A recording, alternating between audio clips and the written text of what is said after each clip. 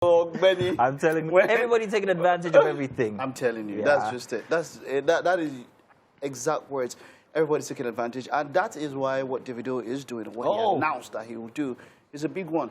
Saying that he's going to invest in, not invest per se, it's angel investment. Angel investment. So he's virtually giving out money without expecting 20 million. 20 million naira, that's something that ready to wear can take advantage of.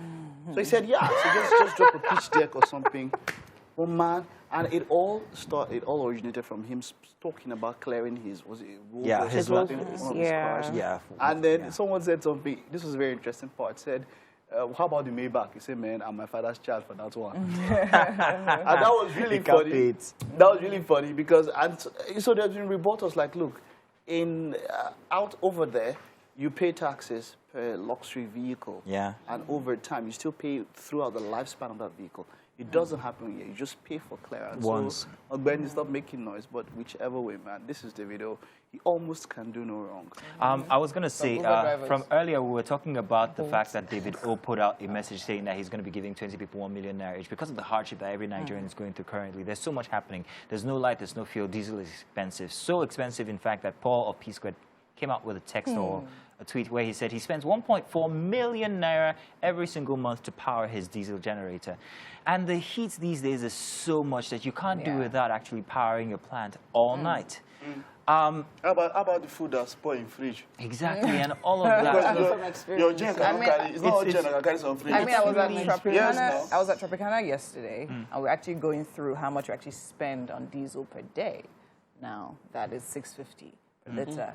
And we literally burn about 1,000 liters a day. So that's almost 1 million naira. Wow. Every single day. That is a lot. But my question is, what alternatives do we have, honestly? And I mean this very fairly. What alternatives do we have for sleeping in the heat, powering our plants, cooking, our preservation of foods and all of that? Does anybody have any suggestions? To be honest, at times like this actually gets me excited because it just takes me back to where our parents came from, how they grew up. Do you understand? So these days, to be honest, I don't even. My generator packed up, by the way. So I think it's probably bad fuel that caused it. So I just come back, go for a very long walk, make sure I'm tired. Come back, have a very cold shower, and sleep. Shower lights will not there to pump. He says maybe bucket here. Don't be anyone. Well outside. The shower. There's well outside. So now when I go to gym, I make sure I go to gym later, shower there. Well, that's actually. Well, you see, that's yes. Okay. You see, you go swimming after spoke about what are the alternatives and all of that. It's hard. I mean, salaries have not increased. No, they haven't. So and people are having to pay extra from house rent to every single thing to pure water. Pure water is now 350 naira. Oh, there's increase in tax for bread, I think, wheat or something. So, and then yesterday I was talking about how there's a particular ointment that I use for bumps has moved up, what now, over from 2,500 to 10,000. Yes. Wow. And, look, the only thing that can take us out of where we are now is good leadership, good governance. That is the only thing. Because where we are, it's precarious, it's dangerous. We cannot continue like this. We cannot. One of the biggest challenges that people have is at night time.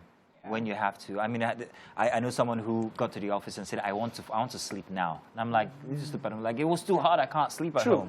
So what could you do? She takes a bath just before bedtime. You have to. If you don't, you have like 2-3 baths. You're saying What's you have an alternative? Well, so in the midst of all of this, I know that there are still people who are not still living according to their means. This is the time for us to, go looking for those financial advice and then, put it into practice. Because whether we like it or not, we now have to start, learning how to cut down on our expenses. This morning I was warming beans before I left the house. But let me not go back and the beans are spoiled. Because the beans was in the fridge. But it's been like one day, so the tea has been cooling down.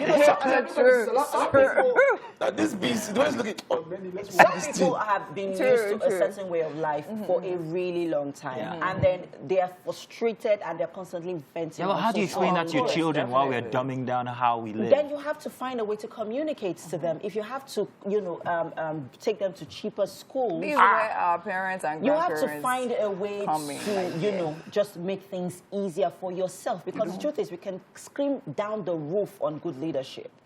The people at the top are not feeling what you're feeling. What things that we are feeling. Listen, Winfrey, the takeaway is if Winfrey can come out at 3 a.m. and fetch water from wells or bath, you can do it too.